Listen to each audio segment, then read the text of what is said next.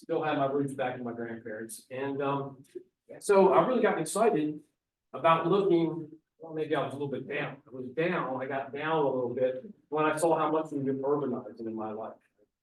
I can remember we had farmers in Humphrey, Brooklyn Park, Bell Grove. We had farmers, and I can remember those farmers taking wagons and upstream through my neighborhood selling watermelon, strawberries, seasonal. We lost it somehow, and I'm excited that it's coming back.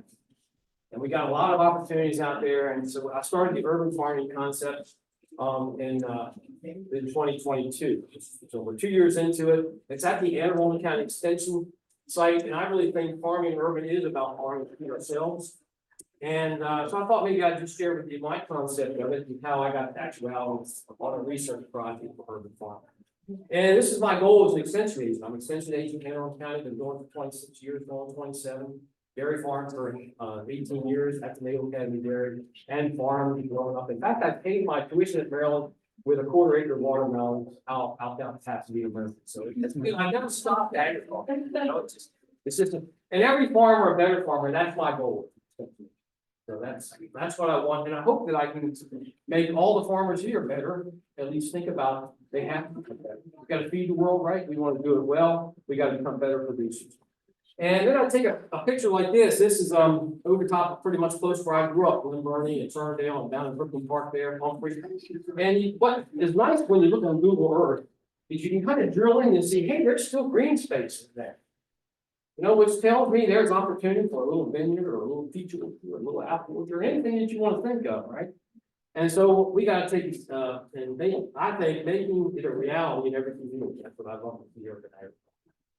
That's kind of my vision for it. I also, every farmer to become a better farmer, I recognize, anyone heard of Knott's Handbook? Really good vegetable guide, right? I go to these pages in here because it tells me what I should be producing. Now, no one likes to be an average farmer, at least that's the last thing I want to be. I don't want to be considered average terrible. I want to be a good farmer, right? And so what are good farmers yielding on these crops that we want to grow? That's what I want to focus on. And so Knott's does a good job of letting me know what the USDA says you can yield. And there's other documents that can help us. I think Mia has one to share with Rutgers. It's really good. Well, we started the Anne Arundel County Extension Urban Farming Research Clinic in 2022. Brian Hunter, Brian here, Heather. She was my intern last year. Previous to that, I had Michaela, and I'll probably hopefully get another intern this summer. Heather stayed on with me.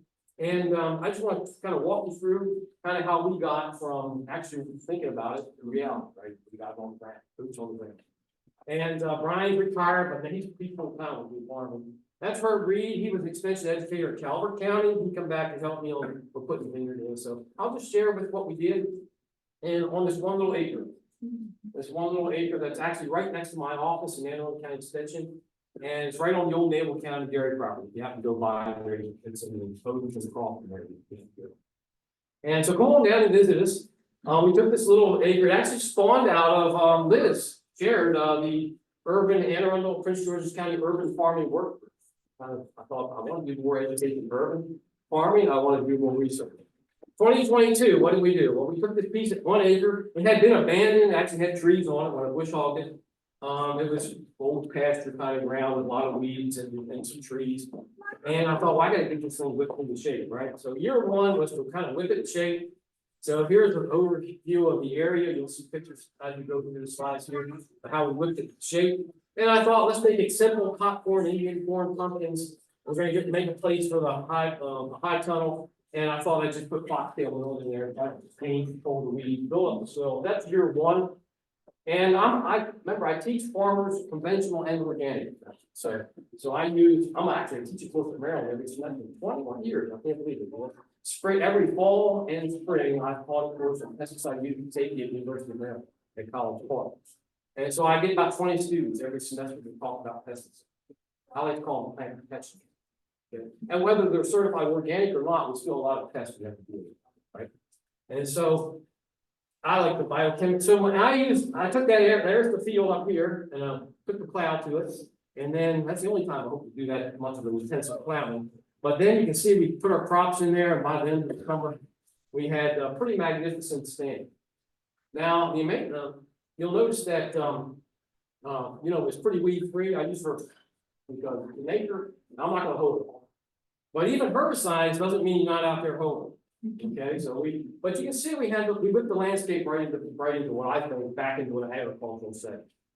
So we had pumpkins and Indian corn, and popcorn and millet all growing up there. And by July, we had a pretty amazing. We conquered it, right? I feel like, hey, it's agriculture.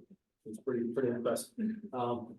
Pest control strategies for me are, we look at the natural strategies that we have in place, hopefully we conserve all those natural predators out there. We can make ecologically, we try to make our farm as ecologically home, if you will, for most of the beneficials.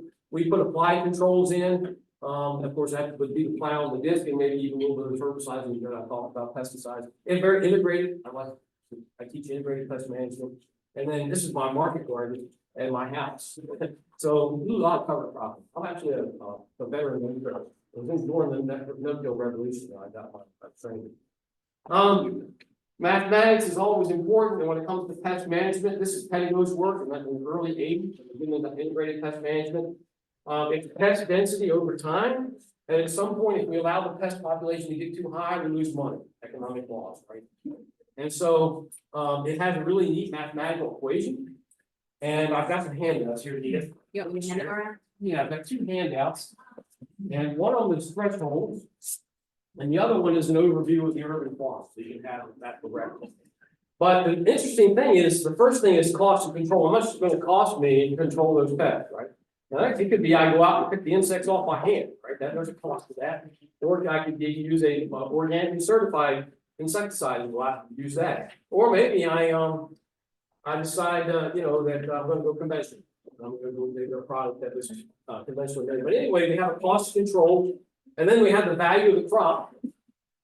Cost control over the value of times the amount of damage that pest can possibly impart. That's how you get threshold numbers based on that. You go down the road, I'm handing out threshold sheets, and for each one of the vegetable crop, and it'll tell you. So sorry. It might be, so many cutworms for 10 feet of row. So you can have an actual number, and farmers can know then when they're likely these pests are coming up to some action threshold. That's what the thresholds are. You want to kill the pest here. Okay, you don't want to lose money. So you want to control the pest, monitor the pest, and so I want to encourage you to think about integrated pest management in your farm, because you've got to protect that yield. That's vital to making sure that you reach non-annual yield, right? So again, being a good farmer. And those are the thresholds I handed, and they're very specific. 3 pages there for all the vegetable crops. Okay, and you can know exactly when you need to go out there and do something. When by watching these pests and monitoring for these pests. Anyone use IPM? I think has used it to this point where they use thresholds. I guarantee you the farmers out there are doing that. Okay, they know when they're making the appropriate decision to use a control of that. And in 2022, I can just show you, I kept that clean with just a few fungicides and insecticides. You can use organic substitution because it's conventional ones I use, but the main thing is you have to control the pests, right? You want pumpkins, you want them to look good. Well, here's 2023. I got really excited in 2023. So Brian came on, and it's only a stone's throw from the extension office over here to our little 1 acre field. So I want to share with you what we did in 2020. So I put in the handout there that you have kind of a flat plan, and that's pretty much the way it looks like back here, the way it kind of lays out. So as you see the pictures as we go through, kind of think of yourself, and this little area is about 1 acre. And then this is the way it's laid out in that 1 acre. And here's my little color sketch, and I always sketch it out on graph paper to make sure it's scale on it. And so in that little place, we put peaches, apples, vineyards, hops yards, sunflowers, asparagus run, high tunnels and of peppers, pumpkins, and open pollinated corn, buckwheat, and bees. A lot going on, right? That's a lot going on. It was really fun. There's my crew, and we had a great time. So I took this in August of, well, I didn't take it. This is Google Earth. If you go on Google Earth, this is what I thought. Isn't that cool? I pulled that off Google Earth, and I can see my hops there, my vineyard, my run of blackberries, apple trees, peach trees, buckwheat, bees. You can see the little beehive down there. Corn, and then pumpkins, and then the high column. Sunflowers, and then right here is a couple rows of asparagus by seed, right? So I thought, that's just fantastic. And so we got a nutrient management plan early on. So there's our nutrient management plan for 2023. So all this is online. So you can kind of go online and go, I encourage you to go to my urban farming website, sign up to my newsletter, see what I'm doing. Come on out to the field days that we have. So I'm hoping to do more of that. Of course, nutrient management tells you exactly what to put on there, right? Me, I really didn't have to put much on, but nitrogen is probably the biggest thing. 100 pounds, 175. Now I use urea. You know, I'm not going to, I could keep things in balance, right? Very cheap. A couple bags of urea is all I needed for that couple weeks, you know, so very cheap, easy for me to apply. Remember, Brian and I and Heather doing it all ourselves. Just, if you look at the crew. And here's putting a high tunnel. I got a little help on that. Talk about Milk's greenhouse. You're talking about getting a high tunnel cost share money, right? It took me 7 months on a waiting list to get this high tunnel. Okay, so build that into your strategy too. You're not just going to call up and say, I want a high tunnel. Sometimes there's a long wait just to get the supplier. Notes is really good. There's kind of, and I think total bill was 2 payments down here, about $2,500 each. So look at $5 grand for just this material list of the green of this high tunnel, right? It's a 21 by 48, I believe. And we put that thing in this spring. We went in this spring. So we started last November. So November 9th, we broke ground, laid it out, and that would be where the millet was the previous year. And then we went ahead, I put rye in the whole, I always cover property, so I had rye. So I put rye crimson in the previous year. This year I just put rye. There we are, build a high tunnel. High tunnel with roll up sides. I want my roll up sides to be at least a foot above any crop that we want to have inside. That's a really critical thing. If the roll up sides are too low and the tomatoes are up here, you'll cook the tomatoes. Okay, air has to come through. So I like to get my roll up sides at least as tall as me. And of course, I got electric motors now that'll come up and go up and down based on temperature. So I got that installed. So there's the building greenhouse. There it is, wrapped, getting those roll up sides, getting the peppers in. Now, inside the high tunnel, I typically only do is fungicides and insecticides. I don't like herbicide in the high tunnels. And so I just find a little bit of tillage, and of course, we put the triple tape in there and get those peppers set pretty quick. Different peppers, just the peppers here. Planted in the 5th of May, it's the 7th of May. See that nice wedding zone with it and all that tree. And then I like to use straw. And so that's pretty much it. You know, I think very, very, of course, we pick peppers. There's Brian and Heather picking peppers, and jalapenos and serranos. And we went down to Farm Brewery and they made the spicy urban farmer. We put 55 pounds of hot peppers in the urban farm. You try it? No, they use their box. They did. We'll show you that in a minute. Okay. And then so peppers, I only had a couple sprays, mainly a couple fungicide, and I had stink bugs, and I put a little bit of bifenthrin, which is a conventional type of permethrin product. And so very limited number of sprays, just on see those dates all in one day. So I really didn't have to spray. One time I thought, well, I better give them a little bit. Here's the blackberries going in. They were planted the 3rd of April. I used them as a perimeter on the backside. There's a road bank to the road. Deer like to come up over there. I put electric wire on the back outside of that. So I kind of use it as a kind of a physical barrier on at least the one side of the. So it's a long run of blackberries, and you can see we kind of set up here with tape, drill the holes, and spread the plants. I'm a hole driller with an auger and Brian right behind me, and put the plants together with all done on the 3rd of April. We did put in, of course, the post came in, and then here you can see it's already established. We got that done all on the 3rd of April. And two fellows can do quite a bit. You know, it's pretty amazing what you can do. I think we set about between the vineyard and the blackberries, we set around 50 feet post or something like that. And then we made the hops cuts and said those in there. But you can see May 5th, by August 27th, we had a pretty nice hedgerow out there. So by September 15th, we had a pretty nice. We actually had some ballberry and blackberries on it. So, highly productive. You know, they got watered and they got herbicides, right? Because I can't and all my very prescriptive. Everything that I sprayed was all with back. We're talking ounces per acre, right? Very limited amount applied, but boy, it sure makes a difference in keeping the competition, keeping the weed growth. Look how the vineyards growing the blackberries by the end of the season. Here was my few blackberry pesticides. You could substitute with organic products, but the main thing is you got to control the pests, right? And so again, it's really critical. a few herbicides to keep that clean like I want. There's my spray schedule. It takes a lot of spraying, you know, even I tell our organic growers, you gotta spray more. Why? Why do you have to spray more? Why would I tell an organic grower to spray more? The products typically break down quicker. Yeah, they're less effective sometimes, they break down quicker, even if they are effective, the permethrin, natural permethrin won't last you out. Right, this product by Petron will last about, maybe 2 days. Right, you can do a little more protection, sometimes a little bit more, peaches and apples, if you wanna buy whip trees, if you're ever plant trees, it's best if you can buy just a little whip. So when you put them in the ground, they come in a bag, I don't know if you can see them there, they're just little sticks coming out of the ground, that's a whip, okay? When you have your leaves on, then you make a heading cut, 28 inches for apples, 24 inches for peaches. Make a heading cut to promote the branches where you want the branch, right? Now, if you buy a feather tree, you kind of have to plant that the way it's given to you, and typically you prune that back. So you have to know what you're getting, and then how to start. We used an auger, there's our setting your apple block and a peach block. I put a deer, everything got you got deer, you got, I think everything. Yeah, we need to eat more of them, but anyway, the electric fence is something we're gonna have. I still haven't figured the groundhogs out yet. But that's little whip that I cut right here at 28 inches.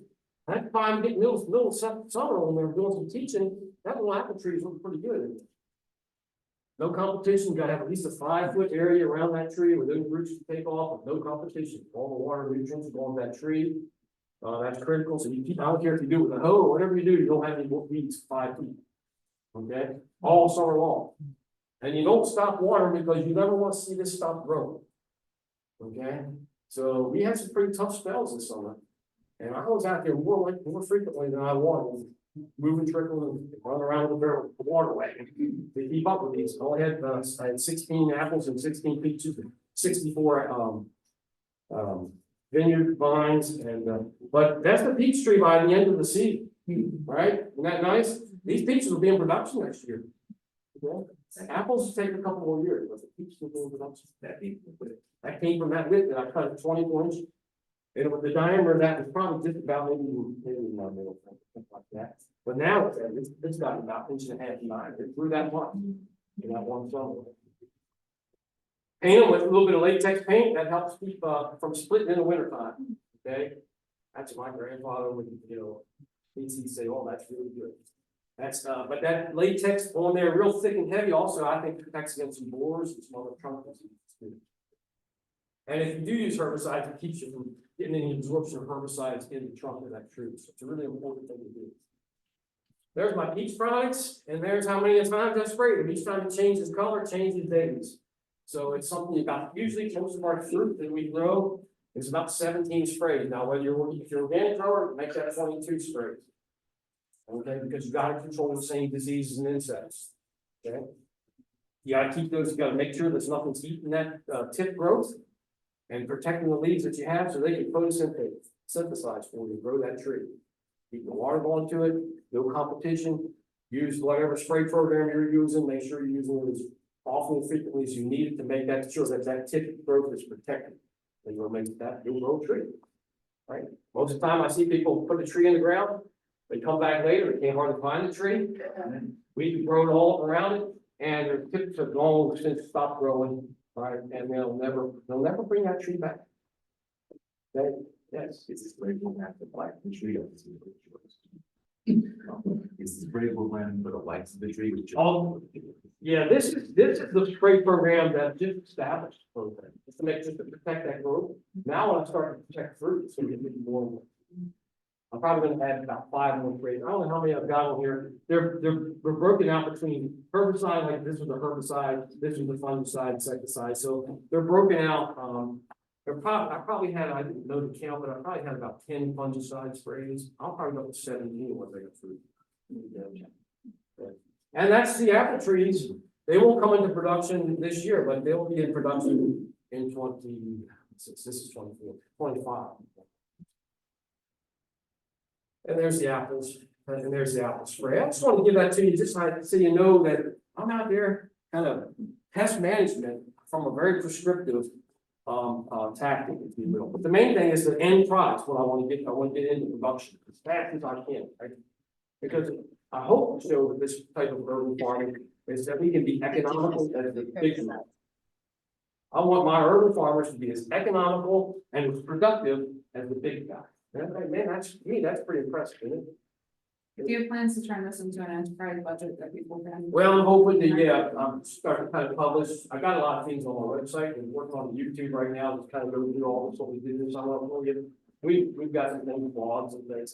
I put in, I did a lot of great work with Southern Maryland, so I decided I want to put in, a red, mainly red vinifera grapes, maybe Bordeaux, new wine drinkers here, the high value stuff, right? So I put in Captain Bach, Merlot, Petit Bordeaux.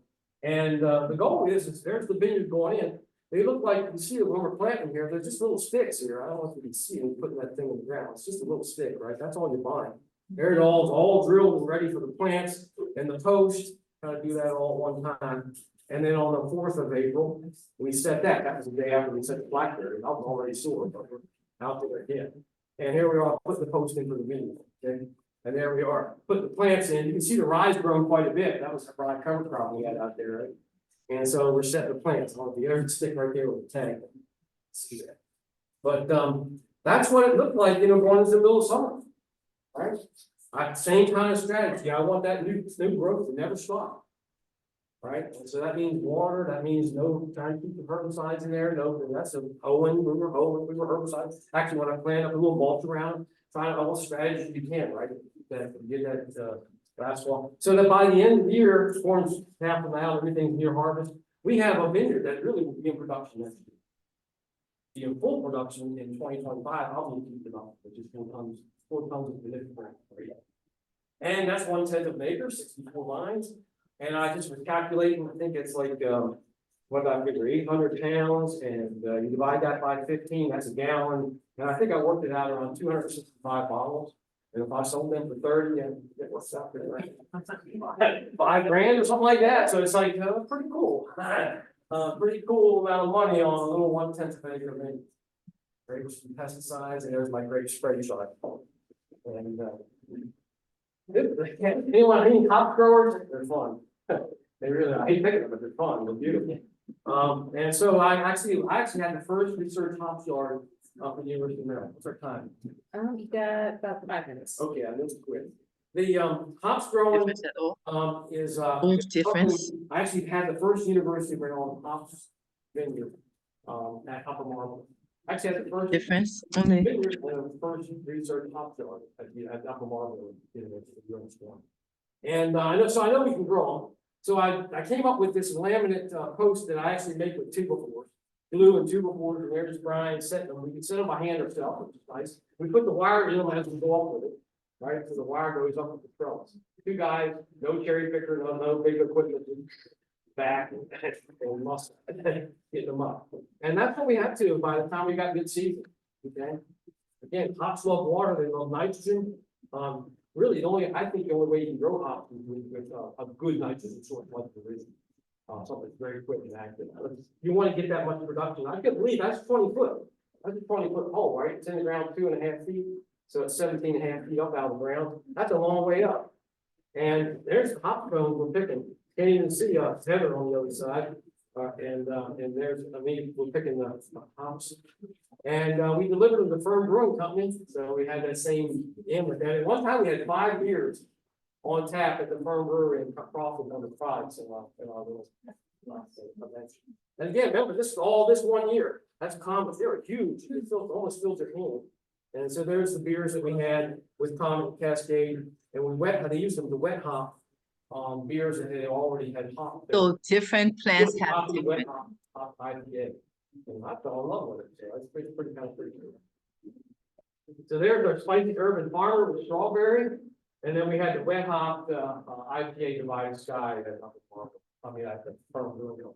And there's where we're pointing out, I have a little dog in my hand, we're pointing out all the beers. I think we might have had a beer or two while we were enjoying the different tastes of those things. But you can see the vineyard and the hops yard and the of course it's manicured. Appeal, I really think if you're gonna have an urban farm, that he is going to, where the public's gonna come out and have an enjoyment on your farm and kind of agro entertainment. You want eye up here, they'll come back, okay, they'll get so excited.